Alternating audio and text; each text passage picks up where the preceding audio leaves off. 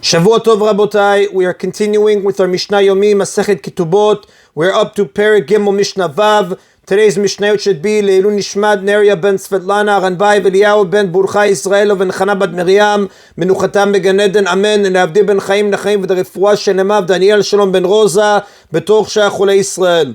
Another difference between the seducer and the violator, Yitomash and Italsav and Itgarsha. If, when the crime occurred, the Nara was an orphan or she had been betrothed and divorced, and therefore the fine is payable to the Nara herself and not to her father. If she is an orphan, her father is not allowed to collect the fine. And if she is divorced, her father is not entitled to the fine, as Rabbi Akiva taught in Mishnah 3. Rabbi Elazar Omer Amfateh Patur. Rabbi Elazar says that the seducer is completely exempt from paying the fine because she in effect waived her right to the fine by consenting to the cohabitation. Where the fine is payable to her father, as in most cases, even the seducer must pay because she cannot waive rights that belong to her father. In the Mishnah's two cases, however, where the fine is payable to her, she can waive her own rights, therefore the seducer does not have to pay at all. Va'ones chayab, but the violator must pay the fine because he forced her to cohabit with him and she did not waive any of her rights.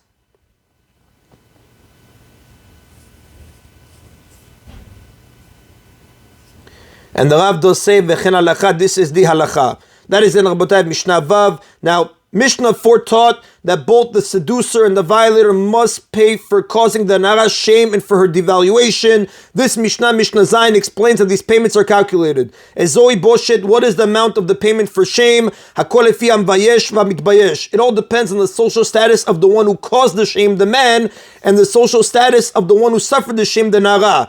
If the man is of high status, the shame he inflicts is less than if he is of low status. The opposite is true of the Nara. If she is of high status, the shame she suffers is greater than if she is of low status. The court estimates how much money the father of a Nara would pay to prevent his daughter from suffering such shame, and this is the amount the criminal must pay, as the Rambam writes in Ilchot Nara Betula, chapter 2, Halacha 5.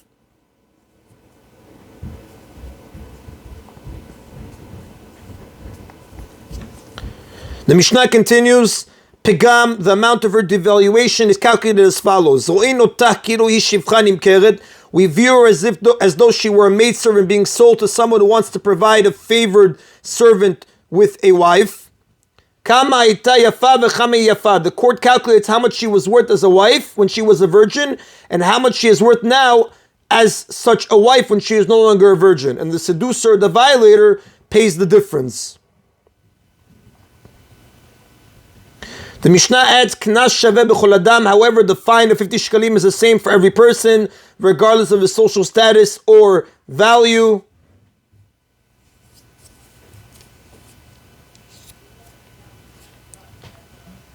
V'kol sheyesh lo kitzba min haTorah shaveh l'chol adam, and in fact, every payment for which the Torah sets a fixed amount is the same for every person. The Torah imposes several fixed payments of this type, such as the 30 shekalim that must be paid by a person whose ox killed a Canaanite slave. In Civil Shemot, chapter 21, verse 32, the amount is always 30 shekalim, regardless of the slave's value. And that is in Abotai of today's Mishna Yomi. Everybody should have a Shavua Tov. Baruch Adonai Le'olam. Amen v'amen.